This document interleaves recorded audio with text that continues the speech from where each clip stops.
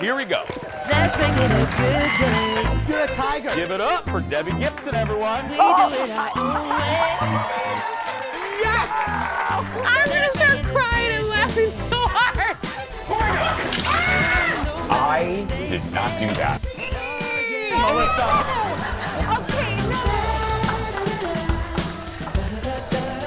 And we are live. Good morning, everybody. Happy Monday. Hope you had a great weekend. Welcome to the Jason Show. I'm Jace. Please, at home with your family and friends, say hello, grab the kids, say hi to Kendall Mark, everybody. Hello at home. Hello, As you executive producer Jeff. That's right. As you can hear, we have one audience member today. It's executive producer Jeff. He's our boss. Thank you. A special edition of our. You finished clapping already? Yeah. It's a Monday. We need a little more energy. We need for more. heaven's sake. How you doing? I'm good. I'm was your good. weekend? It was great. How was yours? Went on a little trip? A little busy. Yeah, we went. Now we can't talk too much about it because you'll be seeing the fruit of our labor soon. You'll hear about it soon. But went on a little trip, not to Disney. I know that shocks everybody. It really wasn't. I know. Cue the fainting couch. It wasn't Disney, but a little work trip. And no, it was good. It's good to be back. Yeah. You know, it's a. And you and Jeff didn't kill each other? No, because actually, executive producer Great. Jeff went with. We did not kill each other. He's still alive. We're still friends. That's even better. I've gone on trips with people where some of them we don't even talk anymore. I mean, Actually? well, yeah, over the years. Yeah, I mean, you know, but. No, this trip is different. Jeff, you're still talking to me, right? For now. Yeah. Okay. He's gonna clap harder when I say things, though. Yeah, we'll see how it goes at the end of the show. Anyway, you know what we didn't get to? I remembered last week we started talking about something and a woman's phone went off. It was like an emergency alert. Remember that? Yes. And we were talking about a subject that you brought up that I know will be a debate with you watching at home. And it is an irritant to me, but not to you, and that is couples that sit on the same side of a booth at a restaurant. I think And it's we had this over the romantic. weekend. What? I think it's romantic. I cringe when I see you people do Why? it. You people. Why is it so offensive to you? You know why it's awkward? Why? And I know Tell half me. of the audience is going to be with me and half of the audience is going to be with you. Here's why it's awkward. How can you have a conversation naturally when the person's right here? I want to look at them. Look Yeah, but at then we this. can I be can look at you. face-to-face. We can have hello. But hello. I'm not across from you. I'm closer to next to you than across from you right now. I know this is a bad example, but A I terrible mean, example. but I want to sit across so it's natural to have a conversation. This is not fun. Hello. Yeah, but you're like canoodling and you're cuddling and you're sharing food. Kendall, if the audience was here today, they would laugh. How long have you known me? If I'm at Shakey's or Shoney's or Red Lobster, or I'm there not to canoodle. I am there to eat noodles. I'm there to. I'm not at the Olive Garden. Oh, I almost fell. The chair is vengeance. I am there not to canoodle. Okay, I know you sorry. and Jordan Yeah. are there to canoodle and be romantic. We love to cuddle on the same side of the booth. Okay, And honey. view everybody. Darling, check back with me at year 10. Let's get started, everybody. It's time for the hot dish. Roll it, Leo. Here we go. You know what this reminds me of? What? The pandemic shows. This is what it reminds me of. Silence. Silence. We worked with silence. That's all right. Let's get started. Summer movie season kicked off this past weekend with the release of Guardians of the Galaxy Volume 3. Did you guys see it? A lot of you did. Look at the box office. But it's not the only movie to get excited about this summer. This month, It's Gonna Be May, has 3 big movies hitting theaters. So let's go through them. First, May 19th, Fast 10 opens. Ugh. Oh, I'm sorry, Fast X. I think it is Fast 10, isn't it? I know, but they're not going to use Roman numerals. Anyway, it's the Fast and Furious. This is the 10th movie in the franchise, and thank goodness this will actually be split into 2 horrible movies, with the 11th allegedly opening in 2025. Great. I'm so glad there's going to be 2 of them. What? This is what I don't understand. When Harry Potter Yeah. did Deathly Hallows, which was Right. one of the first. Twilight did it and Harry Potter did it. They didn't release it a year and a half apart. No, it was like a few months Why later. are they doing that? Why are they making? Why am I looking at Jeff like he works at Universal? But Tell yeah. us! It's the writer's strike? But no, but seriously, I don't know. why not just release it? Okay, summer, and then it picks up in December. Do you think they'll release it and then next summer they'll re-release it again so you can go back to the theater and watch it again? Can I tell you the worst ride at Universal Studios is the Fast and Furious ride? Why? Do you sit on the back of It's like horrible. a car? Jeff, have they already shot the other one? And again, why am I asking you these follow-up questions? They've shot them at the same time? Okay. Okay. Also in May, I'm looking forward to this one, The Little Mermaid. Of the sea, wish I could be. It's beautiful. Oh, when that's you very horrible. Sing it. You should drown me in that sea. Let Halle Anyway, do it. this is a live-action remake. Look, I said it before on the show. Lord knows I love Disney. Their live action are hit and miss for me. I think some are good, some are not necessary. This I'm very, very, very excited to see. I really am. I Cinderella, Jungle Book was great. Lion King, not so much. I love Mulan. See, Mulan was to me. What? Yeah, I'm not kidding. I'm like slightly Aladdin, offended. good. Anyway, moving to June, The Flash. Okay, shiver me timbers. This is the one. This is the summer movie I can't wait for. It's getting the people that saw it at CinemaCon, the critics and the nerds that got lucky. They said it's one of the greatest superhero movies ever. Now maybe that could be a little dramatic. That could be a little Jason-esque, but we'll see. I just want to see Michael Keaton back as Batman. I think everybody, when we talked about this on the last time we talked about this on the show, The the audience freaked out when Michael Keaton came on the screen. None of the rest of it mattered. No. It was just Michael The Keaton. studio audience loved, Yeah. even the non-comic book people. Right. Also in June, Indiana Jones and the Dial of Destiny. And Mr. Harrison Ford said this is in fact going to be his final appearance in movies as Indy. Well, you can't blame him. For the love of he's going to be 80. Isn't he already? He's going to be close to 80. It's a lot of running and jumping. But you know what? I'm not going to be ageist. I don't like that. Look at him. He's in better shape than we are. It's true. Not me, not you, but me. I Well, mean, no, I'm pregnant. He's definitely in better shape than me. no, you're very fit and beautiful. Let's move to July. Tom Cruise is back for Mission Impossible Dead Reckoning Part 1. Okay, here's another movie. They're splitting into two. The sequel to this movie will be out next summer. But that's the way you do it. Okay, Universal, this is the way you take a lesson from Paramount. Right. You don't make people wait for Fast and Furious 10.5 for 2 years. I don't get it. This one actually would make a little bit more sense because everybody loves Mission Impossible. Like everybody. And Tom Cruise is having a good run right now. Top Gun brought him back to the stratosphere. beach football scene. Yep. What? The beach football Oh, scene yeah, in please. Top Gun. Finally, the movie many people are waiting for, Barbie. That's right. Margot Robbie's Barbie. Ryan Gosling is Ken. Look at those feet. Oh, yes. Do I need to say anything more? Sumo Lee's in this. I am so excited for this. Greta Gerwig directed. Are you excited for this? I am. I love that everybody's Barbie and everybody's Ken. Yeah. Because there's a lot of takes that you could do. How are you going to do a Barbie movie? This looks incredibly creative. And really cute. I still don't know how they're going to do it, what the premise is. No, we have We'll no find idea. out. Just everyone's Barbie and everyone's Ken. Next in the dish, staying on the topic of movies, Entertainment Weekly, that's not weekly anymore, it's monthly, and kind of just a website. But anyway, that's a whole other story. Just came out with a list naming the 15 movie franchises where the sequel is better than the original. We thought we'd do a movie theme. Leading the way, and I could not agree more, The Empire Strikes Back. Luke, I am your father, which actually I'm quoting Tommy Boy and not Empire. Anyway, without a doubt, this movie upped the ante. Everything that Star Wars did in '77, this movie did better and bigger, and it involved and it introduced Yoda too. It's hard to think of Star Wars without Yoda, It's weird to think of, yeah. but Yoda debuted in there, and there was a chance it wouldn't work. Think about it. It's a little puppet, and George Lucas was afraid people were Little going to green laugh at it. puppet. And if you don't buy Yoda, the whole movie goes to pot. Yeah. Right. Next, The Dark Knight from 2008. Yes. This obviously part of the Christopher Nolan Batman trilogy, a sequel to Nolan's Batman Begins. I'm still mad about this. This movie should have won Best Picture in the year that it was nominated, but it did not. I think Crash won that year. Oh, would I have- liked that movie. Yeah, you liked it.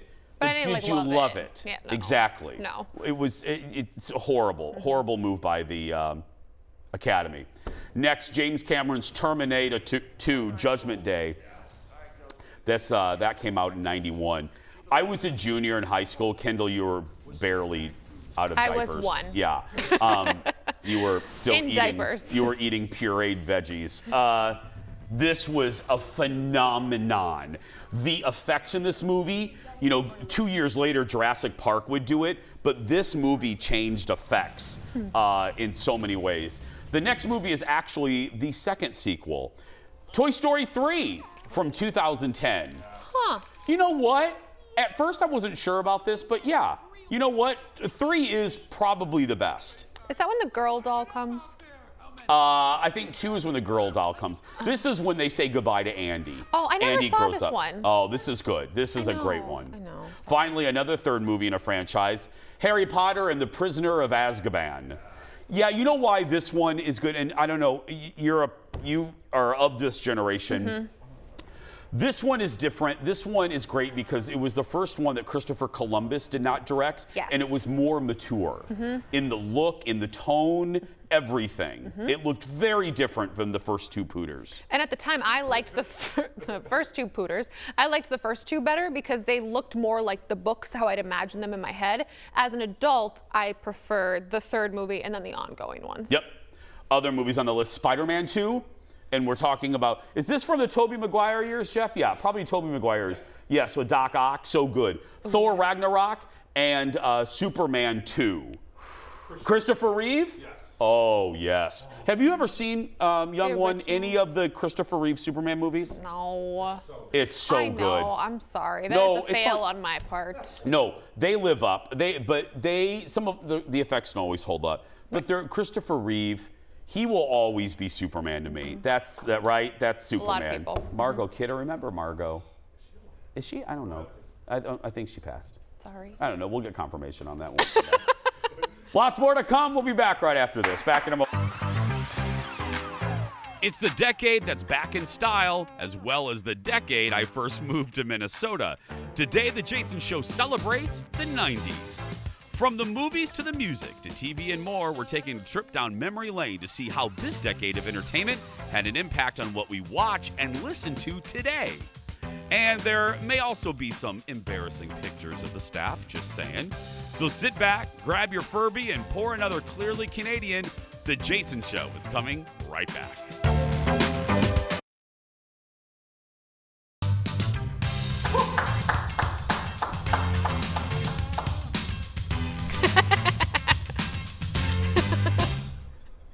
Want to do one more clap, Jeff? Good clap.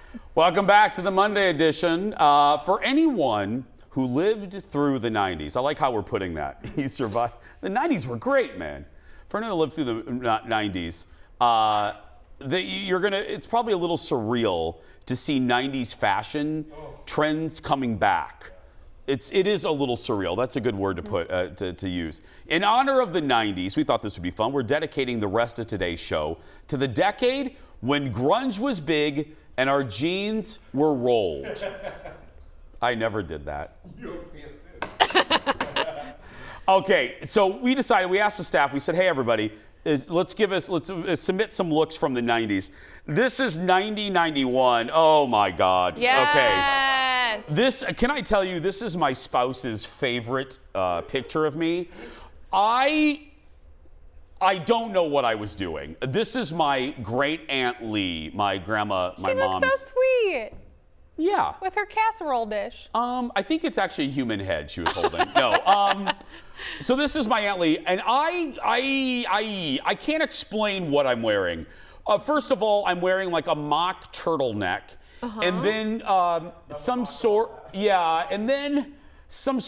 JCPenney pirate-legged jean situation. Trench coat for no apparent reason. I love the coat. And then my loafers. The coat's beautiful. Okay, let's look at Kendall. Kendall. It's what is there? Ultrasound? Okay, no, there we go. This was like 98, I want to say. This is 98? Yeah, I was in dance class. These were our dance photos. We did Beauty and the Beast. We did the be our guest. So we were all little maids. When that picture was taken, I was on gay.com looking for dates. Me too. I was living here trying to. I had just come out of the closet and look at you. We're the same. What, were you on gay.com back then? Yes, I was. Okay, let's look at producer Ted in the 90s.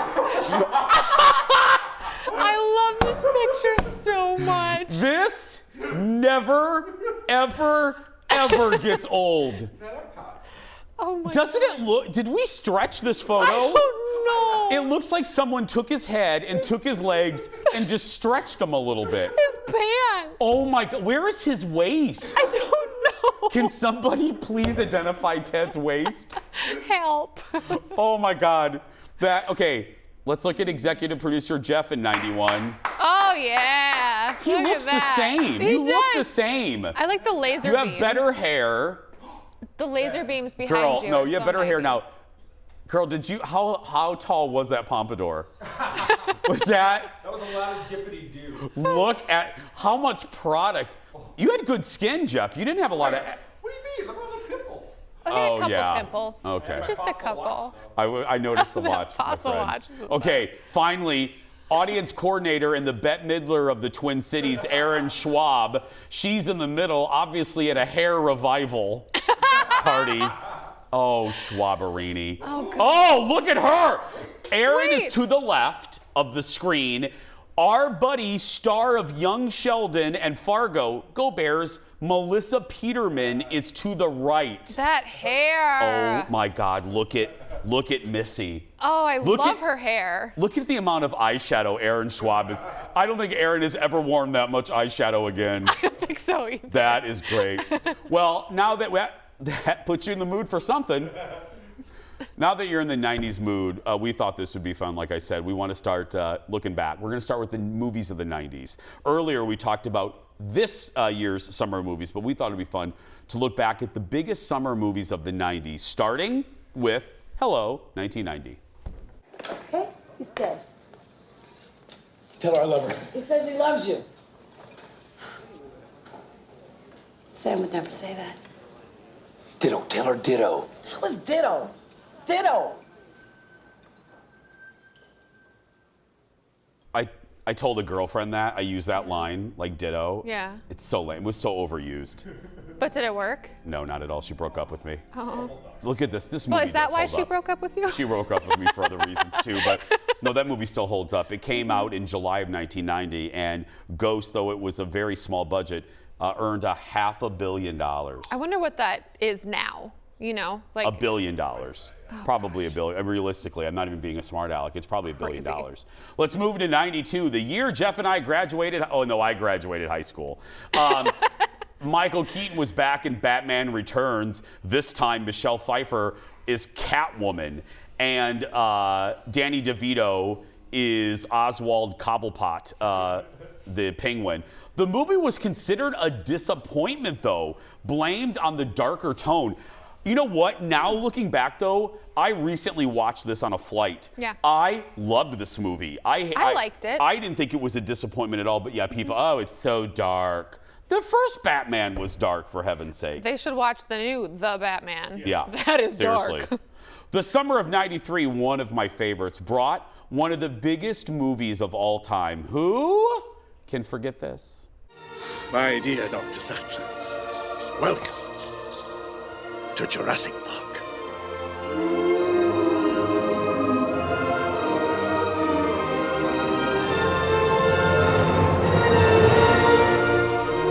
That's right. I mean, truly, one of the greatest scenes in movie history. Really. That the way it's shot, the way Spielberg directed that, the way Dr. Allen takes off his glasses and sees the brachiosaur. This is, of course, Steven Spielberg's masterpiece, Jurassic Park. It dominated the summer of 93, becoming the highest grossing movie ever at that time. It it was one of that summer. Remember the Flintstones, I think, came out like that summer. That loved that movie. Yeah. It was everywhere. That it influenced pop culture. There were Happy Meals. McDonald's introduced the supersize option because of Jurassic. There were toys. People painted their car The Jurassic, to look like the Jeep. Bronco or what, the Jeep or whatever it Yeah. was. And just like I said with Terminator, Jurassic Park changed special effects forever.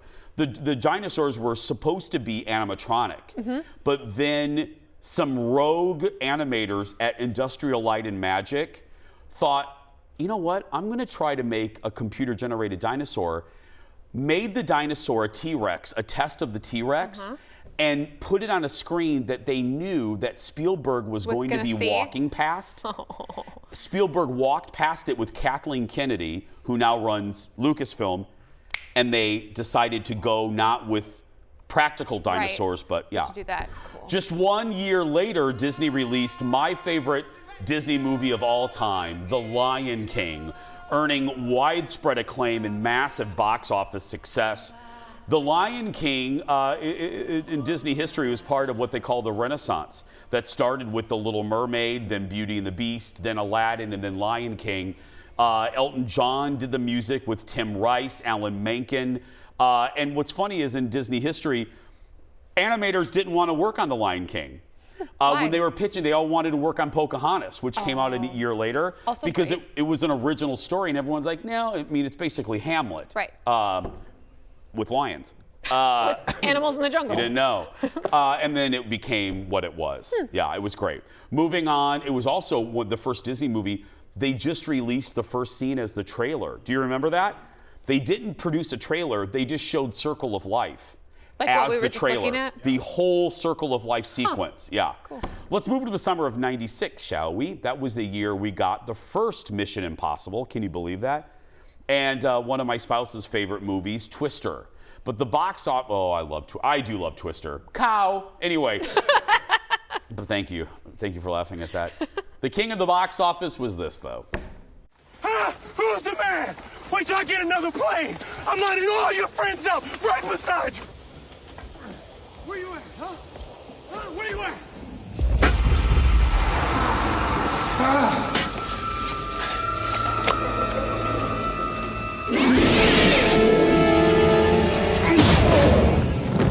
Welcome to Earth.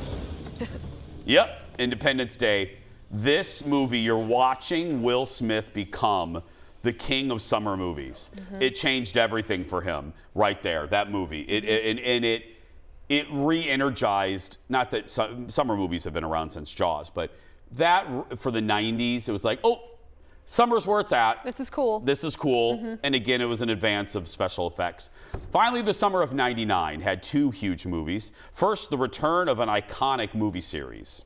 We gotta do something, R2.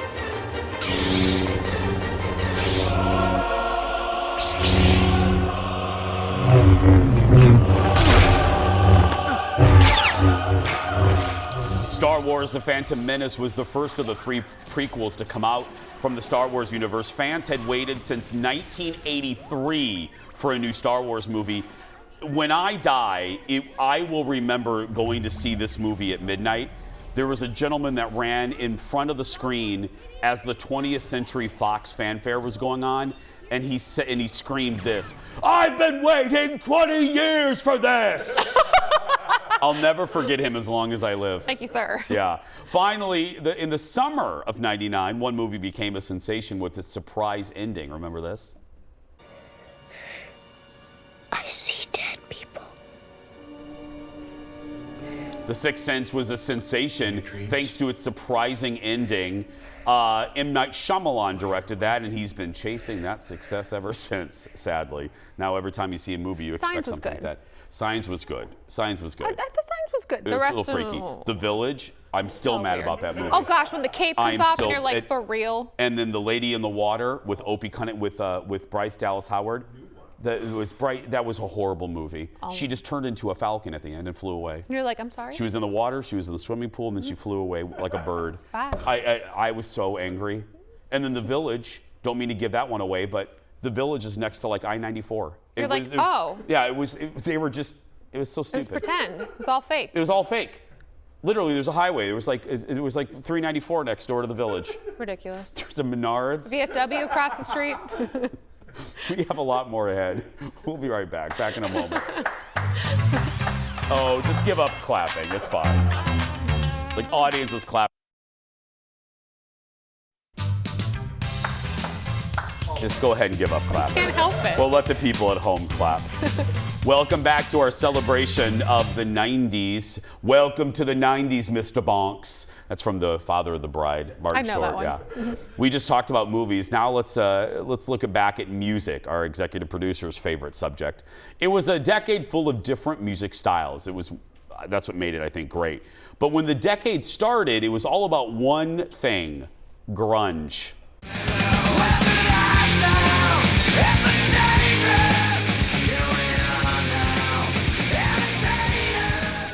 Yep, Nirvana led the grunge music scene, not only changing music, but the way people dressed as well. I admit, I did not like that. I'm not a grunge girl. To this day, people still wear Nirvana shirts. Like, you're cool if you have a Nirvana shirt. Yeah. To this day. I'm not cool. I didn't like it then. I don't You don't like it it now I don't like it now. either? No, I know. I was make a you pop wanna go boy. beast mode? No, I don't even know what beast mode is. Is that a beverage? Yes, it's a beverage. Okay.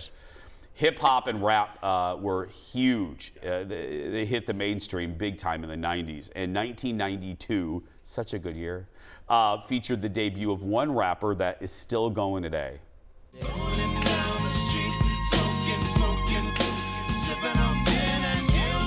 Laid back. With my mind on my money and my money on my mind. Martha Stewart's best friend, Snoop Dogg. It was really hard to avoid him in the early 90s, and you didn't want to avoid him. He was everywhere. He became a huge star along with artists at the same time: Jay-Z, Tupac, and the Notorious B.I.G. Oh, Tupac. I know. Shakur, he was so attractive. Oh. The posters. Tupac was really just a beautiful human being, like just physically, yeah. Women also hit it big in the rap world. Everyone was singing this song in '93. Or a beat. Don't know how you do the voodoo that you do so well. It's a spell. Hell makes me wanna shoot, shoot, shoot. Shoot, bad-oo, shoot, bad-oo, shoot, bad-oo, bad-oo. That's right.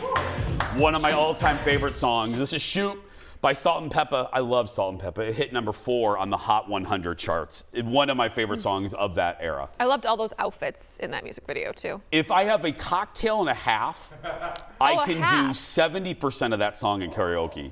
I have yet to see 2 cocktails, 30% of that song. It goes down. It gets worse. It does get worse as yeah. And you can't talk about 90s music without featuring an all-female trio from Atlanta. This song is one of the biggest hits of the decade. Don't go chasing waterfalls. Please stick to the rivers and the lakes that you're used to. I know that you're gonna have it. Yep, TLC, y'all, had a string of hits. Waterfalls, No Scrubs, Red Light Special, Unpretty, and Jeff just reminded me, I forgot about this. There were so many stories about them, but they were broke, like capital B broke. Number 1 and broke. And who took the label? The label took their contracts. Oh yeah, music. Well, they're probably not any better now. Music contracts were famously awful. Oh, we used to sing all their songs. We were like elementary schoolers, singing those songs and not really knowing what the words meant. We'd be like, "Don't go chasing waterfalls." Girl, that'll get you arrested in Florida now. It will. You can't be singing that God, stuff I lived anymore. in the 90s. That's right.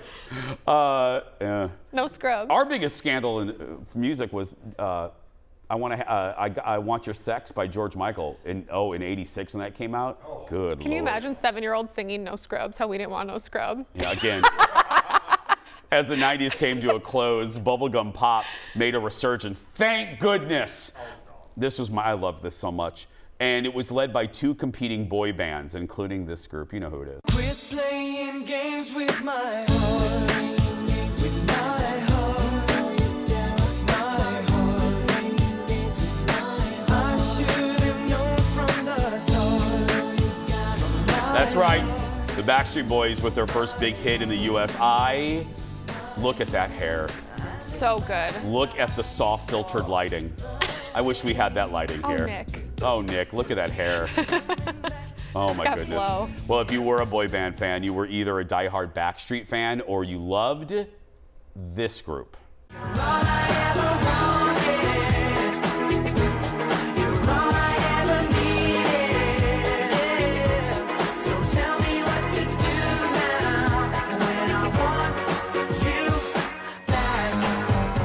Oh, yes.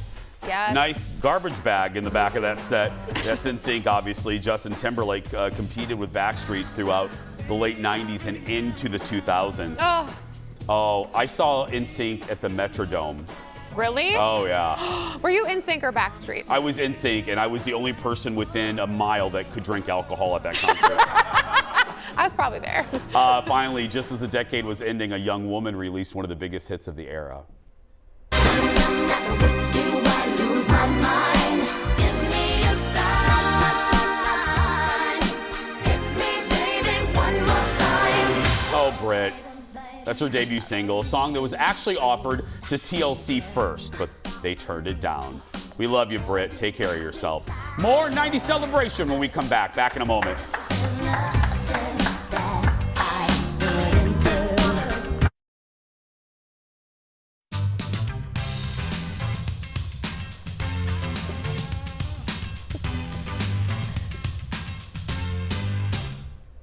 Hi. Welcome back. It's our trip back to the 90s. So we've talked music, we've done movies, and now it's time to finish the pop culture trifecta with television. As the 90s got underway, Fox, the FOX, hit it really big with a show about teens. Look at this.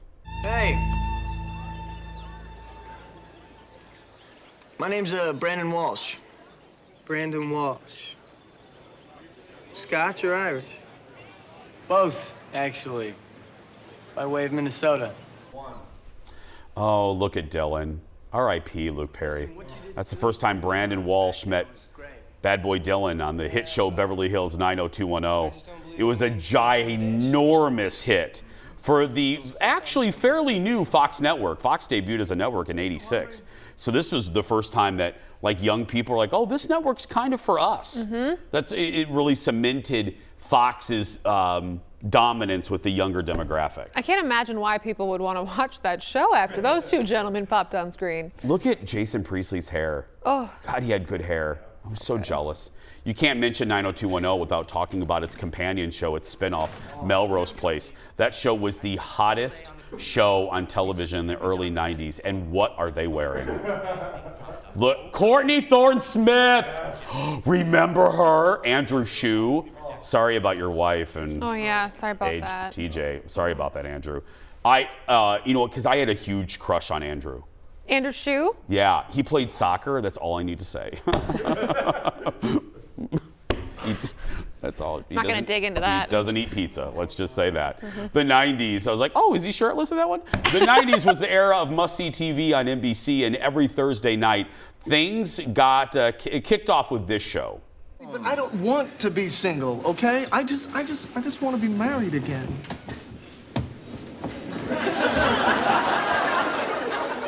And I just want $1 million. Yep, that's a clip from the pilot of Friends. As we all know, the show continues to air basically every half hour of every day in every country. That was 94.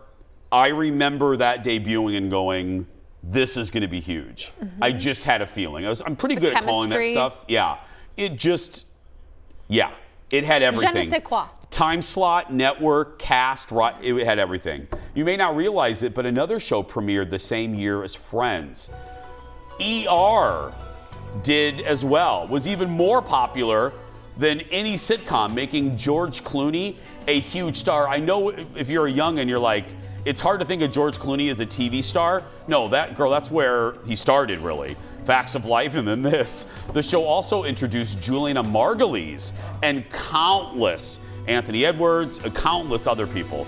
Yeah, people think of Juliana from The Good Wife, which they should, but that's where people fell in love with her. Did they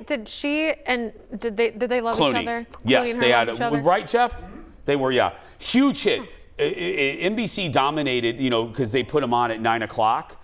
So local news loved it because it was what they call a great lead-in. Oh, you wanted to be an NBC station when ER was on because it had such a ginormous audience. Not only did those two NBC shows air on Thursday night, the network also featured Seinfeld on Thursdays. The show became a cultural centerpiece, quotables, and I mean, it really was a show about a lot of things. It really wasn't a show about nothing, and it made Jason Alexander, Julia Louis-Dreyfus, everybody a star on that show. Let's move over to CBS. One show, CBS didn't have a great year, didn't have a great decade in the 90s, but one show did, including, had everybody talking, including politicians.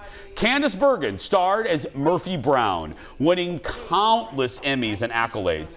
The CBS hit became a cultural focal point in the election of '92 when then Vice President Dan Quayle criticized Murphy for getting pregnant outside of marriage. Oh, yeah. Oh, it was brought up in debates. Vice President Quayle made an issue out of it. Yeah, oh yeah, it was, I mean, we're kind of going through culture wars again. It's like 92 all over again. Finally, the late 90s featured a new type of show that definitely changed TV. It featured everything from a unisex bathroom to a dancing baby. Hookah shaka, hookah, hookah. I can't stop this feeling deep inside of me. Hookah shaka, hookah, hookah. Girl, you just don't realize what you do. Yep, that's Ally McBeal, which premiered in '97, going on to become the show that everyone talked about the morning after it aired. It ran for 5 seasons on Fox. Another big Fox hit. We're going to take a break. Our 90s celebration continues after this. Stay with us.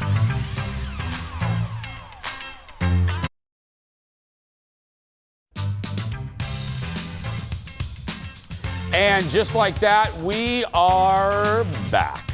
When it comes to the 90s, as far as celebrities are concerned, no one was bigger in the latter part of the decade than WWE wrestler Stone Cold Steve Austin. I know I was a huge fan. Oh, you were. Now Steve has a new show on A&E called Stone Cold Takes on America, where he tries various jobs he couldn't do because of his wrestling career. That's great. And that means it's time for our latest edition of Ted Johnson, The Interview. Hey, I'm Stone Cold Steve Austin, and I'm hitting the road to take on any challenge that's brave enough to take on me. I'm attempting to drift race. I'm about to learn how to fly a helicopter. I think you can do it. Hell yeah. Let's have some fun. I see you laughing over there. Hello, Steve Ted. Austin. Hey, good morning. How are you? It's early. I'm drinking coffee, but I'm great. Good to see you. Stone Cold Takes on America. How does this show work? It works somehow, some way. This idea was pitched to me by a colleague that I've worked with in the past on several projects with USA Network, and came to me and said, "Hey, do you want to do something?" I said, "Yeah, like what?" And what about traveling around doing some of the things you never got a chance to do because of your wrestling career? I said, "That sounds great. That's the best pitch I've ever heard." The show kind of gives me, I've watched some of the clips, it kind of gives me like that blue collar vibe that your wrestling character had. Is that what you were going for? Man, I wasn't going for anything. What you see is me. And, the name of the show, Stone Cold Takes on America. But as you can see, I'm not being Stone Cold. I'm being Steve Austin. And as this thing unfolds, as you'll see some of the camaraderie in that RV, when we're laughing and joking going down the road, you're seeing me as I live my life. As Stone Cold, I was turned up. The intensity level was very high. Sometimes, in this show, sometimes I'm not comfortable in some of the surroundings that they put me in. And I guess that was by design. and the things that I had handpicked, I was like a kid in a candy store and very comfortable. So we're all over the place. And in the end, I finally dial into Steve Austin like I did Stone Cold and make my way through everything that they throw at me. By hook or by crook, we had a good time. What job that they put you through were you there and you're like, I'm so happy I was a wrestler? Trying to do the weather at a local radio news station because it was live television. I had I think a 12:45 wake up call. I had a 2:15 call time to be at the news station, and then this young lady that I'm trying to broadcast the news with on live television, which I thrive in. And all of a sudden, I figured, hey, I've got to be as good as this young lady is. I've got to predict the weather. People are relying on me to get them, to work safely because it was a bad snowstorm. And I psyched myself up and got in my head. I don't know if you've ever done this, but as a live TV veteran, I thought this was going to be like a walk in the park. It crushed me. It was painful. It was painful. I had a drive-through window, working the controls there. That was painful. It's some of the silly things. We got through it. So there's some epic stuff. There's some average stuff, and there's some stuff where I'm just totally out of my element and not great. But I hope people enjoy the show because as tough as some of it was, I had a blast making it. Former wrestlers, I mean, you got The Rock, John Cena, they go on to great careers. Unfortunately, there's a bunch that don't. What has been kind of your key to success in your post-wrestling career? Man, just keep showing up.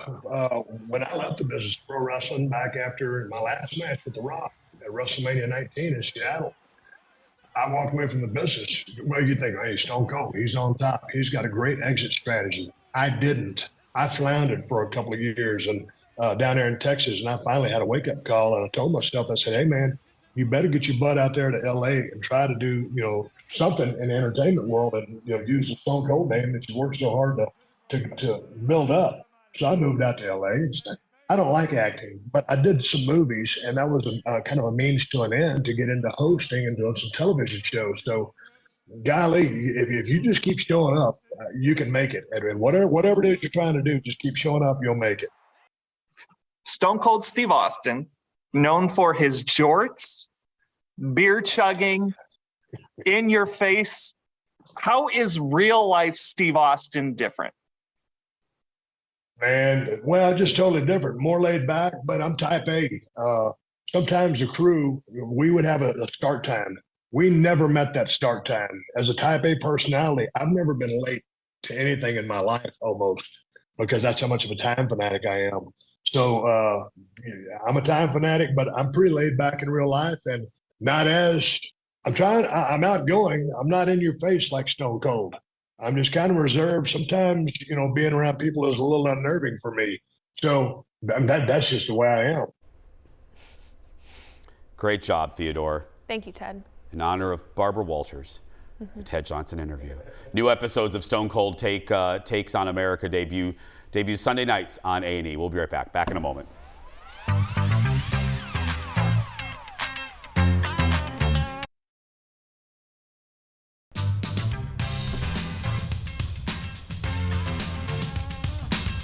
Welcome back. We're celebrating the 90s today, and you may not realize it, but today, Monday, is a day that changed MTV forever. On this day, May 8th in 93, Beavis and Butthead premiered. It became appointment viewing. It became appointment viewing for folks my age, young folks at the time, featuring two animated teens poking fun at music videos. The show ended up running 8 seasons on MTV.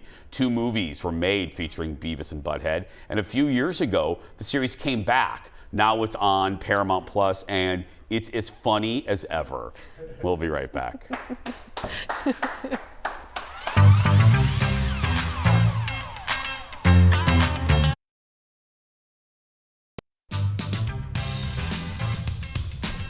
And just like that, it comes to an end.